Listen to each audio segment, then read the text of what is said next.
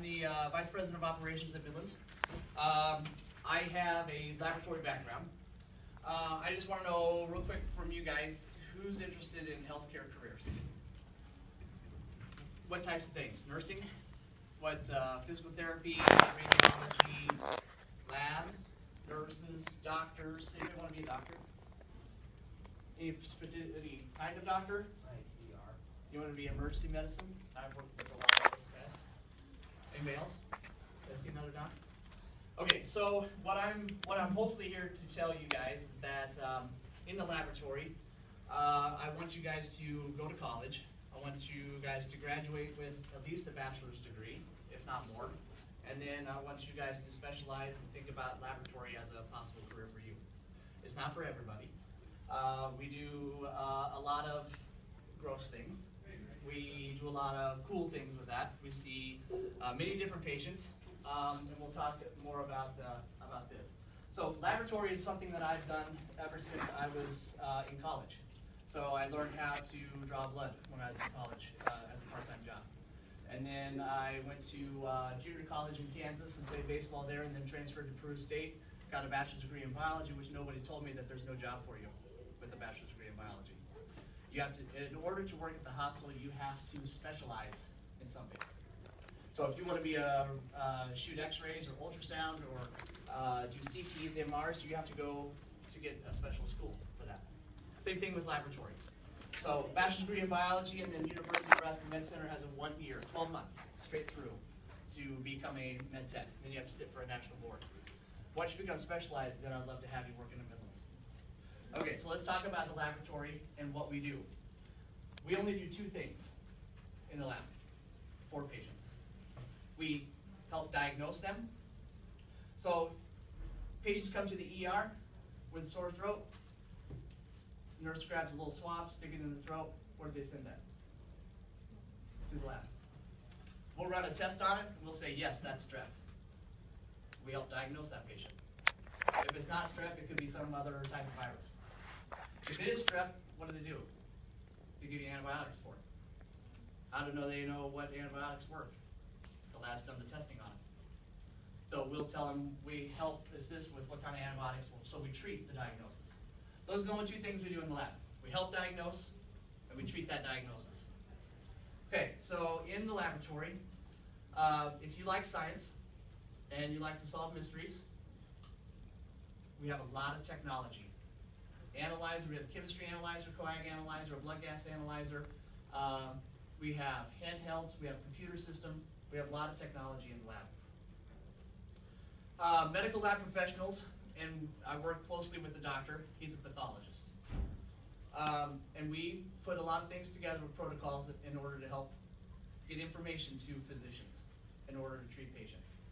So we work as a team. I have phlebotomists working. They go out and draw blood. I have processors that help process that blood. And I have med techs in order to run the samples on the instruments and get the results out.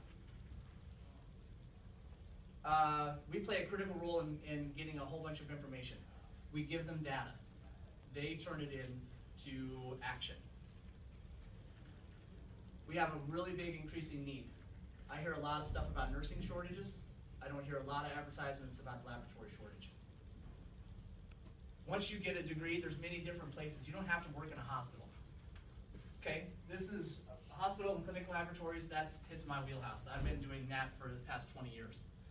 But there's also clinics and doctor's offices that have labs that you can work at. So if you want to only work Monday through Friday, maybe one Saturday, no holidays, really no weekends, clinics would be a place to work. Public health labs. Nebraska Public Health Lab helps with outbreaks. So flu outbreak, swine flu, those types of things. Any other things with public health laboratory. There's commercial labs.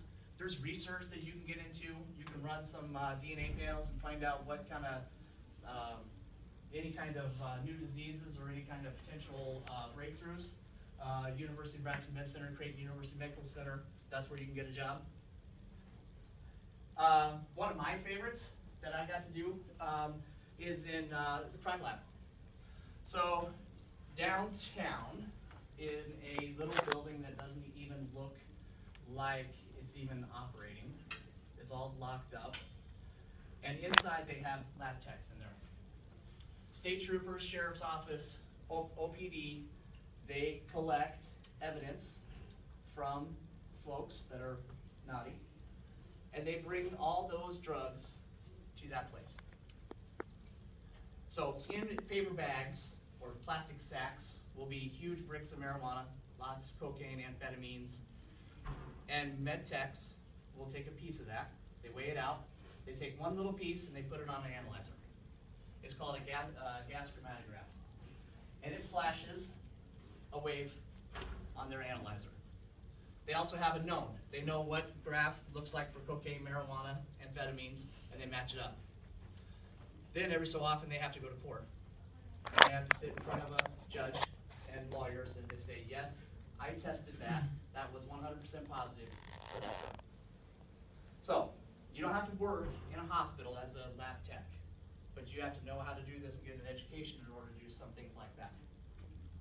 Any questions about that? Okay, in the laboratory, specifically in a hospital lab, we have many different areas. Infectious disease, microbiology. We do drug testing. Sometimes we do legal drug testing. So if someone wants to get a job, they can stop at our occupational health. They collect a urine sample, and then under lock conditions, that thing is sent for testing, and we test for about 7 or 8 different drugs. Histology are things like tissue samples, tumors. They want to find out if it's cancerous or not. Okay?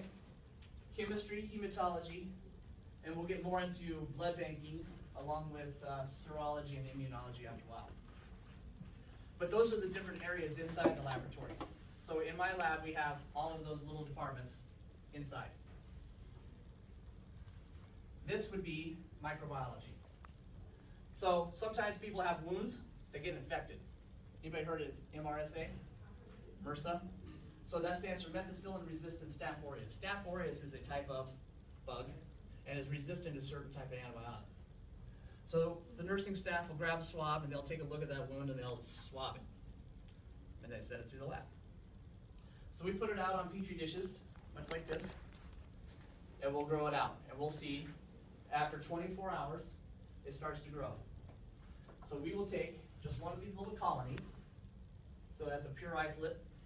We'll put it on a slide, and then we color it, put stains on it. And we throw it under a scope. And this is what it's going to look like. If it's pink, certain antibiotics will work against that because that would be gram-negative. If it's purple, it's gram-positive, and we have to be a different class of antibiotics. So we can tell the physician gram-negative, gram-positive, what it looks like, and they go from there. They'll contact pharmacy. Pharmacy says, yes, go with this. Hematology is another one. Anybody have their blood drawn? So a lot of times we'll grab that blood, run it through an analyzer if the doctor wants to know a CBC, complete blood count. We put it on the slide, we smear it out to get a real thin layer. We'll throw it under the scope, and it'll look like this. What are these things? Anybody? Come on. Thank you. Red blood cells. What is their function? What does a red blood cell do? Carry oxygen. Carries oxygen. It's got iron inside that binds with oxygen. What are these little things? These little purple dots. Take a guess. Platelets. Platelets. What do platelets do? Any guess? Help with clotting. Okay? And then what are the 2 cells here in the middle?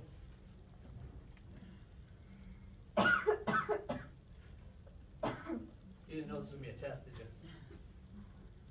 Anybody? White blood cells. What do white blood cells do? Immune system. Exactly. They're like soldiers. Okay? You get an infection, these guys are the first responders. They go there, they try to eat that. So you get the strep, or you get the flu, or you get the staph aureus, or whatever it is, they start going to the scene of crime to start eating it. So notice that these make little nodules. So there's little filaments. That means they're mature. All these cells start out in the marrow of your bones. And that's where they grow up. And they mature. And then they get kicked out into the bloodstream. So as patients come in to the ER, they may be feeling weak, lethargic. We do a complete blood count. They may not have a lot of blood, but if you notice these cells should still be in the bone marrow. So normally 5 to 10,000 white cells are in your